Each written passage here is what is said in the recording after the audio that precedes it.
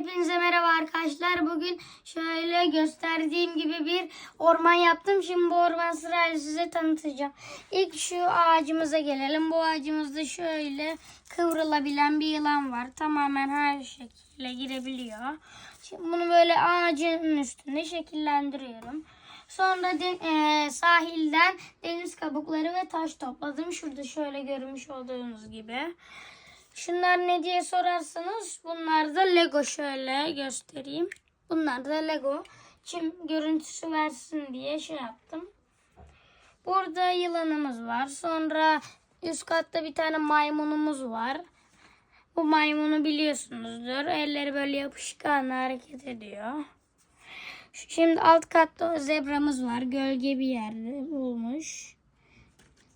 Onun hemen yanında bir kurt var şöyle. Ve şu taşlık alanı ayıların yeri yaptık.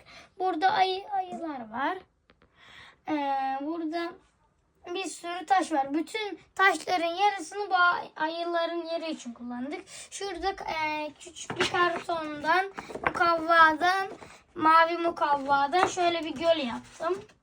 Şurada şöyle dikenli bir kaktüse benzer bir şey var. Burada şöyle bir ağaç var. Gergedan var önünde. Kaplan var burada. Sonra su aygırı var. Böyle suya girip çıkıyor.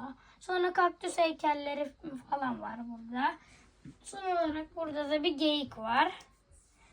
Sonra işte kaktüsler falan var. Yani böyle arkadaşlar.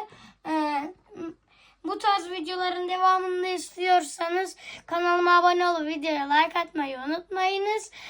Bir sonraki videoda görüşmek üzere. Hoşça kalın ve bay bay.